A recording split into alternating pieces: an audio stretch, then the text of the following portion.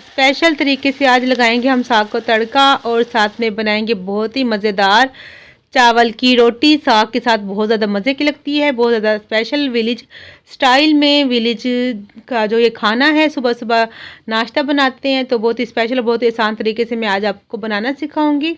तो चलिए आज की वीडियो स्टार्ट कर लेते हैं। तो सबसे पहले हम चावल की का जो आटा है उसको घोल लेते हैं। मैंने लिया है 1 कप चावल का आटा और हाफ कप से भी कम मैंने जो गंदम का आटा लिया उसमें से भी 1 टेबल स्पून मैंने बचा लिए, क्योंकि मुझे ज़्यादा लग रहा था।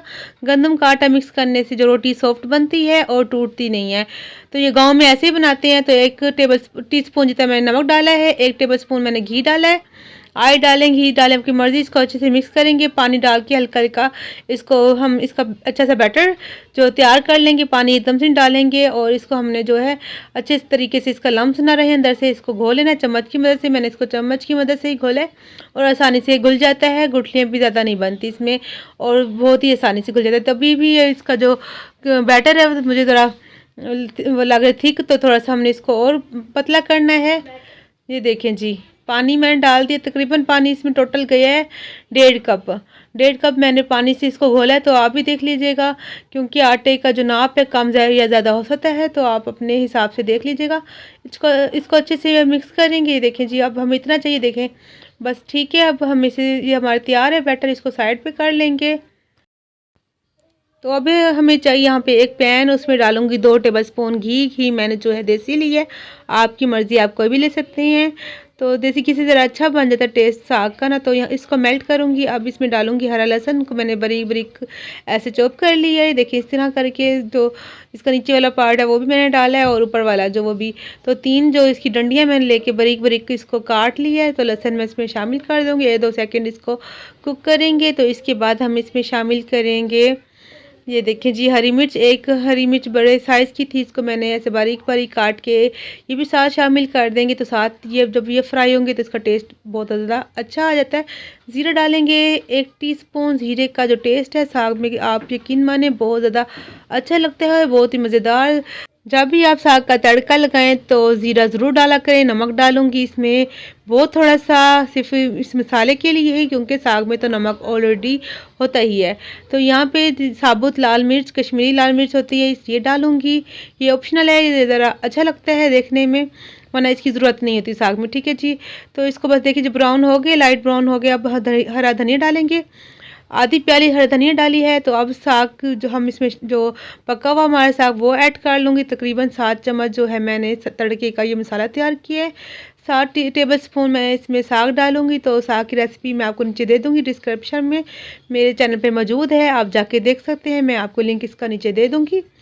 तो इसको अभी 2-3 मिनट अच्छे से इसको जो हम भूनेंगे, पकाएंगे। हमने फ़ौरन से नहीं उतारना, ज़रा अच्छे से भूनेगा तो साग का जो टेस्ट जो है डबल हो जाएगा और बहुत ही मज़ेदार सा साग। देखिए जी, विलेज स्टाइल में हमारा साग तैयार है। तो चलिए रोटियां हम बना लेते हैं। चावल की एक पैन ले लीजिए, मैंने यहाँ पे पैन लिया, आप तवा ले लीजिए, गरम कीजिए, घी डालिए और इस तरह चम्मच की मदद से हम इसको अच्छे फैला देंगे। बहुत ज़्यादा आसानी से ये फैल जाता है, बहुत ही ईजीली। तो ज़्यादा मेहनत भी नहीं है। देखिए इस तरह बस हम इस चम्मच की मदद से इसको गोल गोल शेप दे देंगे अच्छी सी। और यहाँ पर मैं आपको वो बताऊंगी कि आपने जो जब चूल्हे का जो फ्लेम है उसको आपने लो नहीं रखनी है, आपने मीडियम पे पकाना है। बहुत ज़्यादा लो रखेंगे तो ये जो कच्चे हो जाते हैं और फिर टूट जाते हैं। तो ये देखें जी, इसका पता करने का तरीका, थोड़ा सा उठाएंगे यहाँ से हल्का सा कच्चा, इसको तो 1-2 सेकंड पकाएंगे, फिर हम इसका पलट लेंगे।